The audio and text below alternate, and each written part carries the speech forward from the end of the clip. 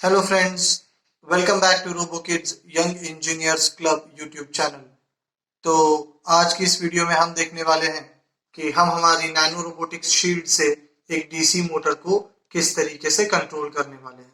लेकिन उससे पहले आप हमारी पिछली वीडियो जिसमें हमने एक 8x2 लिक्विड क्रिस्टल डिस्प्ले को किस तरीके से इंटरफेस किया हमारे नैनो रोबोटिक शील्ड के साथ, वो वीडियो जरूर देखिए।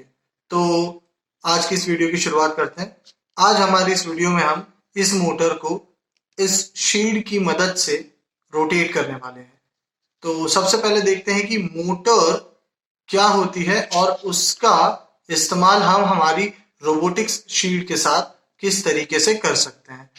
तो सबसे पहले हमारी जो मोटर है या किसी भी रोबोटिक्स प्रोजेक्ट या एम्बेडेड प्रोजेक्ट में मोटर एक बहुत ही अहम आउटपुट डिवाइस होती है। आउटपुट डिवाइस यानी वो जिसे हमारा कंट्रोलर कंट्रोल करता है, ये खुद से नहीं चलती। तो एक डीसी मोटर या एक डीसी गियर मोटर ये बहुत इंपॉर्टेंट आउटपुट डिवाइस है। अगर समझिए आपने एक रोबोट बनाया है, तो अगर आपको उसे एक जगह से दूसरी जगह लेकर जाना है तब भी आपको एक डीसी गियर मोटर की जरूरत पड़ने वाली है। अगर आपको किसी चीज को कंट्रोल करना है, जैसे किसी लीवर को खोलना या बंद करना है या टैप को ओपन या क्लोज करना है, वहां पर भी मोटर्स की जरूरत पड़ती है। तो मोटर बहुत ही इंपॉर्टेंट फैक्टर है और उसे बहुत ही ध्यान से समझने की जरूरत है कि हम कैसे हमारे माइक्रो कंट्रोलर से उसे कंट्रोल करेंगे। तो हम जो मोटर आज देखने वाले हैं वो है एक डीसी गियर मोटर। तो डीसी मोटर यानी कि डायरेक्ट करंट पे चलने वाली मोटर, और गियर मोटर यानी इसके अंदर गियर असेंबली है। इसके अंदर कुछ गियर्स हैं जो इस मोटर के इस शाफ्ट को बड़ी ही अच्छी तरीके से रोटेट करते हैं, जिससे ये टॉर्क यानी कि ज्यादा पावर हमें देती है किसी भी चीज को कंट्रोल करने या चलाने के लिए। एक नॉर्मल डीसी मोटर में हमें टॉर्क नहीं मिलता, तो जब आप उससे कोई व्हील या कुछ कनेक्ट करते हो तो वो प्रॉपरली नहीं चल पाती। लेकिन इस तरीके की गियर मोटर से हमें टॉर्क अच्छा मिलता है और उससे हम कुछ भी बहुत ही अच्छे से कंट्रोल कर सकते हैं। तो ये था थोड़ा बहुत मोटर के बारे में डिस्क्रिप्शन। अब और मैं आपको डिटेल में बता दूं कि इसे डीसी मोटर क्यों कहते हैं। डीसी यानी डायरेक्ट करंट। तो ये मोटर डायरेक्ट करंट पे चलती है।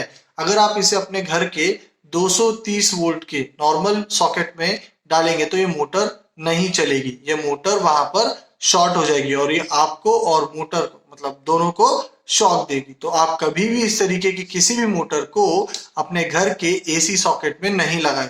अब इसे अगर आपको ऐसे भी टेस्ट करना है तो आपने देखा होगा बचपन में बहुत बार हम लोगों ने इस तरीके की छोटी डीसी मोटर्स को अपने घर की डबल ए बैटरी से कनेक्ट करके चलाया होगा। तो डबल ए बैटरीज में फ्रेंड्स होता है डायरेक्ट करंट। तो डायरेक्ट करंट से बहुत ही आसानी से चल जाती है। तो हमें हमारे माइक्रो कंट्रोलर से भी इसे डायरेक्ट करंट से ही चलाना है। अगर आपने हमारे पिछले वीडियोस देखे हैं तो आपको पता होगा कि हमारे माइक्रो कंट्रोलर में भी डायरेक्ट करंट से ही सारे काम किए जाते हैं। अब मोटर किस तरीके से काम करती है, जरा इसको बहुत ही अच्छे से हम लोग समझते हैं। तो इसके लिए आप स्क्रीन पर देख सकते हैं कि मेरे पास दो डायग्राम्स है। पहला डायग्राम अभी आपके पास आ रहा है। तो उसमें ये जो मोटर है, इस मोटर का एक सिंबल बनाया हुआ है। सिंबल यानी उसे एक पिक्चर के द्वारा आपको दिखाया गया है। उस पिक्चर में ये दो वायर्स आपको दिख रहे होंगे। तो हम ब्राउन वाले को ए समझेंगे और ब्लैक वाले को बी। तो जब ए को और बी को पॉजिटिव और नेगेटिव सप्लाई मिलता है तब ये मोटर क्लॉकवाइज घूमती है। यानी जो इसका ये शाफ्ट है ये इस तरीके से यानी घड़ी की दिशा में घूमता है। तो अब आपने इसको कैसे कनेक्शन किया हुआ है, हमने ए को हमने पॉजिटिव सप्लाई यानी बैटरी का प्लस टर्मिनल जोड़ा है और बी को हमने नेगेटिव यानी कि बी का बैटरी का नेगेटिव टर्मिनल जोड़ा है। तब इस तरीके का जब सप्लाई मोटर को मिलेगा तो वो क्लॉकवाइज डायरेक्शन यानी घड़ी की दिशा में घूमेगी। अगर मुझे मोटर का डायरेक्शन चेंज करना है तो हमें दूसरे डायग्राम में देखिए कि नीचे दिया हुआ है, हमने ए पर नेगेटिव लगाया है और बी पर पॉजिटिव। उसकी वजह से मोटर का डायरेक्शन चेंज हो गया है, जो है अब एंटी क्लॉकवाइज डायरेक्शन। तो इस तरीके से हम मोटर के डायरेक्शन को चेंज कर सकते हैं। अब देखिए इस मोटर में एक्चुअल में अंदर क्या होता है, करंट कैसे जाता है, वो हम अभी नहीं समझेंगे। हमारे लिए इंपॉर्टेंट है इस मोटर को मिलने वाला पोटेंशियल डिफरेंस। ए प्लस और बी माइनस होने पर पोटेंशियल डिफरेंस अलग है, बी प्लस और ए माइनस होने पर पोटेंशियल डिफरेंस की वैल्यू अलग हो जाती है। पोटेंशियल डिफरेंस यानी फ्रेंड्स वोल्टेज होता है। वोल्टेज जब प्लस होगा तब एक अलग वैल्यू होगी, जब माइनस होगा तब एक अलग डायरेक्शन होगी। तो यही चीज हमें माइक्रो कंट्रोलर से भी करनी है। हमने माइक्रो कंट्रोलर से इसे कैसे अचीव करेंगे कि हमारे पास एक मोटर के लिए 2 पिन माइक्रो कंट्रोलर की इस्तेमाल होती है। तो हम एक पिन को हाई करेंगे और दूसरी पिन को लो। हाई पिन हमें प्लस देगी, लो पिन हमें माइनस देगी। उस तरीके से हम इस मोटर को कंट्रोल करेंगे। तो आइए देखते हैं इसकी प्रोग्रामिंग और साथ ही साथ इसका आउटपुट। तो स्टूडेंट्स ये हमारा सॉफ्टवेयर एम ब्लॉक, हम इसे ओपन कर रहे हैं। तो आज हम मोटर की प्रोग्रामिंग करने वाले हैं, बट प्रोग्रामिंग से पहले आपको कनेक्शंस जानना जरूरी है कि हम मोटर को कहाँ कनेक्ट करने वाले हैं। तो अगर आप देख सकते हैं तो यहाँ पर मोटर के कनेक्शंस आपके लिए विजिबल है। यहाँ पर आपको दिख सकता है कि आप अपने इस नैनो रोबोटिक शीट पर ज्यादा से ज्यादा सिर्फ 4 मोटर ही लगा सकते हैं और हर एक मोटर के लिए 2 पिन की जरूरत है। तो हम आज हमारी मोटर 1 के कनेक्टर पे लगाने वाले हैं। तो देखिए मोटर 1 का जो कनेक्टर है उसके लिए पिन नंबर 2 जो कि मोटर 1.1 को लग रही है और पिन नंबर 3 जो कि मोटर कनेक्टर 1.2 को लग रही है। तो हमें ये 2 पिन को प्रोग्राम करके हमारी मोटर कंट्रोल करनी पड़ेगी और बाकी की मोटर्स के कनेक्शन भी इसी तरीके से नीचे दिए हुए हैं। तो आपकी सारी पिन्स जो एलईडी के साथ कनेक्टेड थी वही पिन अब हमारे मोटर के साथ भी कनेक्टेड है। यानी हम जो प्रोग्राम हमने एलईडी के लिए किया था उसी तरीके का प्रोग्राम अब हम मोटर के लिए भी करेंगे। तो आइए शुरू करते हैं। रोबोट स्क्रिप्ट का हमें सिर्फ इस्तेमाल करना है, आज एलसीडी स्क्रिप्ट का इस्तेमाल नहीं करना। तो इसे शुरू करते हैं। ये पहला तो हमारा जो ब्लॉक है हमेशा की तरह आर्डिनो प्रोग्राम। उसके बाद फॉरएवर ब्लॉक को हमेशा हमें लेना है क्योंकि हमें इस प्रोग्राम को रिपीट करना है। अब हम जो प्रोग्राम करेंगे वो कैसा होगा कि मोटर को एक डायरेक्शन में थोड़े टाइम के लिए आपको घुमाना है, उसके बाद में दूसरे डायरेक्शन में थोड़ी देर के लिए आपको घुमाना है। कंटिन्यूअसली हमें वैसे ही करते रहना है, जैसे एलईडी थोड़ी देर के लिए ऑन और फिर ऑफ होता है। अब चलिए ब्लॉक्स को लेते हैं जिनसे हम हमारी पिन्स को रोटेट करेंगे। तो ये है हमारे 2 ब्लॉक्स, पहले पिन नंबर 2, दूसरी पिन नंबर 3। तो अगर समझिए कि मुझे मेरी मोटर को क्लॉकवाइज घुमाना है तो मैं पहली पिन को हाई रखता हूं और दूसरी पिन को लो कर देता हूं। हमें ये याद रखना है कि हमारी जो पोलैरिटी होनी चाहिए पिन की, दोनों भी पिन्स की, वो एक जैसी नहीं होनी चाहिए। यहां पर हाई और लो रखने पर मैं ऐसा अज्यूम कर रहा हूं कि मेरी मोटर क्लॉकवाइज डायरेक्शन यानी घड़ी की दिशा में घूमेगी। अब मुझे प्रोग्राम कैसा रखना है कि मुझे क्लॉकवाइज रखना है 1 सेकेंड के लिए। तो मैं ये 1 सेकेंड का डिले यहां पर ऐड कर देता हूं। अब मेरी मोटर जो है वो क्लॉकवाइज डायरेक्शन में घूमेगी 1 सेकेंड के लिए। अब इसके बाद मुझे मेरी मोटर का डायरेक्शन चेंज करना है। तो मुझे क्या करना है, बहुत ही सिंपल चीज, ये तीनों ब्लॉक्स को कॉपी कर लूंगा मैं और इसी के नीचे पेस्ट करके मुझे सिर्फ इस पिन्स का जो पहले का स्टेट था उसको चेंज करना है। पहले ये पिन हाई थी तो अब इसे लो कर दूंगा। पिन नंबर 3 जो पहले की लो थी उसे अब मैं कर दूंगा हाई।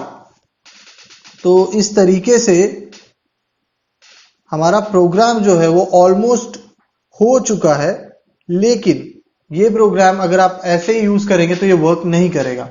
क्योंकि एक प्रॉब्लम मोटर के साथ ये होती है कि अगर समझिए मैंने मोटर को थोड़ी देर के लिए एक डायरेक्शन में स्पिन किया है और उसके बाद मुझे उसे दूसरे डायरेक्शन में स्पिन करना है, तो मैं उसे डायरेक्टली ये सिग्नल या इस तरीके का चेंज नहीं दे सकता।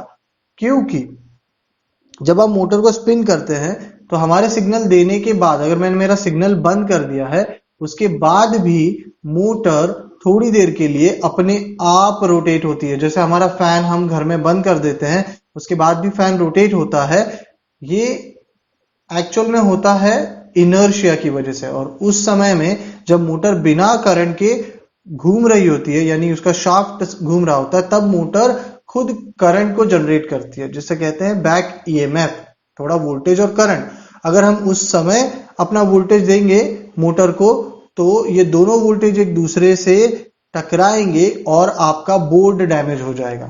इसलिए हमें पहले डायरेक्शन यानी कि पहले समझिए हमने क्लॉकवाइज इसको रोटेट किया है, उसके बाद एंटी क्लॉकवाइज रोटेट करने से पहले थोड़े समय के लिए मोटर का करंट जो है वो बंद करना है हमारी तरफ से। तो उसे कैसे करेंगे देखिए, पहले मैं इसको निकाल दूं, अब मैं इसको कॉपी कर लेता हूं। अब देखिए क्या होगा कि पहले हमने मोटर को एक डायरेक्शन में स्पिन किया, उसके बाद मैं मोटर को बंद कर रहा हूं थोड़ी देर के लिए, यानी अब इस हिसाब से हमारी मोटर्स जो है वो बंद है। और अब ये जो बंद का जो पीरियड होगा ये बहुत कम रखना है, हमें 0.2 सेकेंड ही रखना है। इतना कम इसलिए क्योंकि इतने समय में मोटर ने जो भी बैक ईएमएफ खुद से बनाया होगा वो खत्म हो जाएगा। अब इसके बाद मैं मोटर को दूसरे डायरेक्शन में यानी कि एंटी क्लॉकवाइज घुमा सकता हूं। तो अब ये मेरा सीक्वेंस हो गया, एक डायरेक्शन में, फिर थोड़ी देर के लिए स्टॉप, फिर दूसरे डायरेक्शन में। अब इसके बाद मुझे थोड़ी देर के लिए फिर से स्टॉप का इंस्ट्रक्शन देना जरूरी है। तो इस बार हम वही करेंगे, दोनों पिंस को हमें लो करना है और 0.2 सेकेंड्स का ही डिले देना है। तो ये हमारा प्रोग्राम जो है मोटर का ये बन गया है। अब इस प्रोग्राम को आइए कर लेते हैं सेव।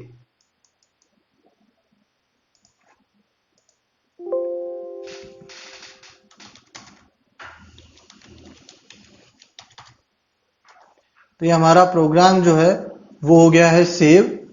और अब इस प्रोग्राम को करते हैं हमारे नैनो बोर्ड में डंप। तो ये हमारा बोर्ड यहां पर लग गया है। अब देखते हैं कि प्रोग्राम को कैसे डंप करना है। तो कनेक्ट अपलोड टू आर्डुइनो। तब ये हमारा प्रोग्राम हो रहा है अपलोड। प्रोग्राम अपलोड होने के बाद आइए इसका देखते हैं आउटपुट। स्टूडेंट्स, हमारे मोटर प्रोग्राम का आउटपुट देखने से पहले मुझे आपको एक चीज बताना है जो बहुत ही इंपॉर्टेंट है मोटर प्रोग्रामिंग के पॉइंट ऑफ व्यू से। हमारे आर्डुइनो नैनो शीट पर एक खास चीज है जो मोटर प्रोग्रामिंग में बहुत मदद करती है। ये मैंने एलसीडी हटा दिया है।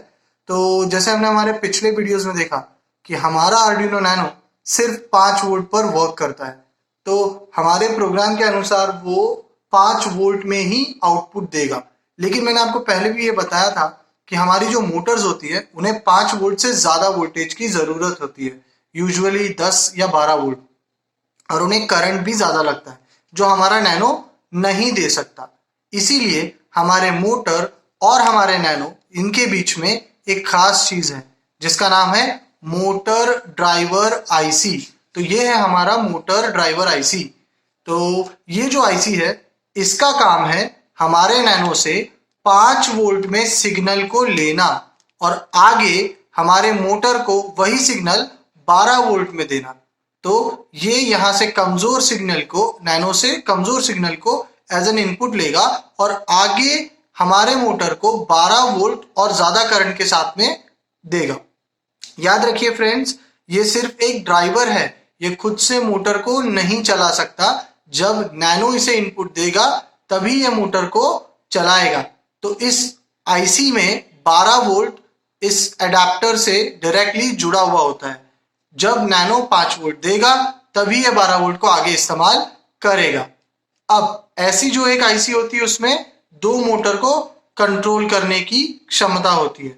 तो हमारे पास 4 मोटर के ऑप्शंस हैं, इसलिए हमने 2 आईसीज का इस्तेमाल किया है। तो यहां पर 2 और 2 4 मोटर्स को आसानी से कंट्रोल किया जा सकता है।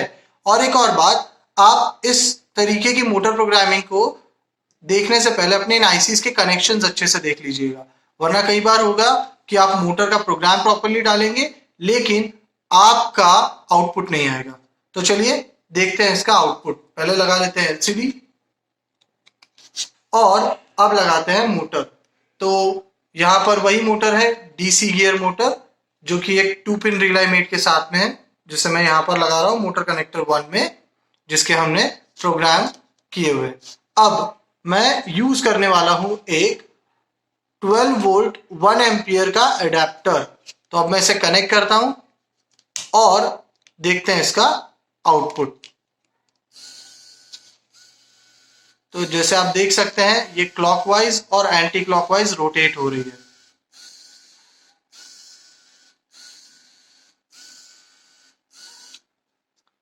तो फ्रेंड्स, ये था हमारा आउटपुट आज के प्रोग्राम का। तो आज की वीडियो यहीं पर खत्म होती है। उम्मीद करता हूँ आपको ये वीडियो एजुकेशनल लगी होगी। तो प्रेस लाइक अगर आपको ये वीडियो सच में पसंद आई। हमारे channel Robo Kids Young Engineers Club को सब्सक्राइब करिए और बेल आइकन को दबाना मत भूलना, ताकि ऐसी और भी वीडियोस की नोटिफिकेशन आपको मिलती रहे। Thank you.